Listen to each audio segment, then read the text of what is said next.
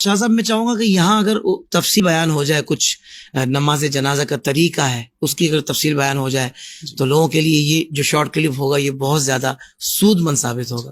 اول تو یہ یاد رکھنا چاہیے لوگوں کو کہ دیکھیں، نماز جنازہ کے لیے وہ چیزیں جو عمومی طور پہ نماز کے لیے ضروری ہوتی ہیں وہی ہیں، صحیح، یعنی طہارت وغیرہ جو مقدمات پہلے جو ٹھیک چیزیں ہے۔ چاہیے نا وہ ویسے ہی ہوں گی جیسے باقی نمازوں کے لیے ہمیں چاہیے۔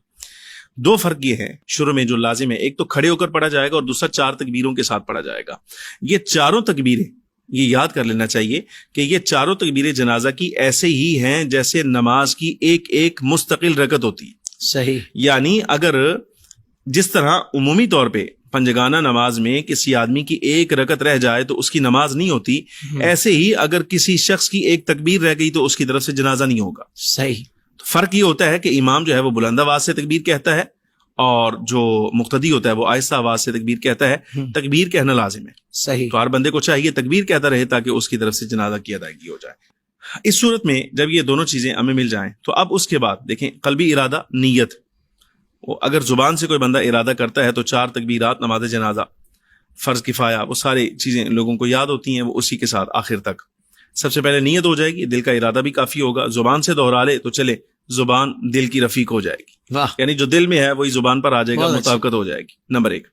اس کے بعد پہلی تکبیر کہے گا، پہلی تکبیر کے بعد ثنا پڑھی جائے گی، سبحانک اللہم و بحمدک و تبارک اسمک و تعالی جدک ولا الہ غیرک، یہ ویسے ہی ہے جیسے نماز میں ہم پڑھتے ہیں۔ ٹھیک ہے، وجل ثناؤک کا اضافہ اگر کرے تو وہ بھی حدیث مبارکہ میں ملتا ہے، ٹھیک ٹھیک رہے گا۔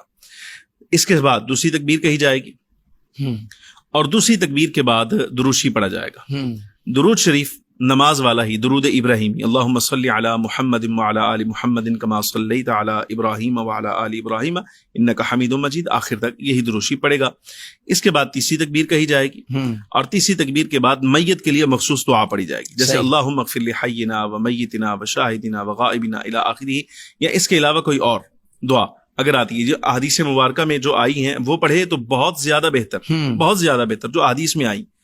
بالفرض اگر ایسی اس کیفیت میں بندہ ہے کہ اس کو دعا فی الفور یاد نہیں، ہم، تو جب تک یہ تیسری تکبیر سے چوتھی تکبیر کا دورانیہ ہے ہم، اس کو چاہیے، اگر مرد ہو تو اللہم اغفر لہ، ہم، اللہم اغفر لہ، اے اللہ اس کی بخشش فرما، اور اگر عورت ہو اللہم اغفر لہا، اللہم اغفر لہا، اے اللہ اس خاتون کی بخشش فرما، یہ الفاظ دہراتا رہے۔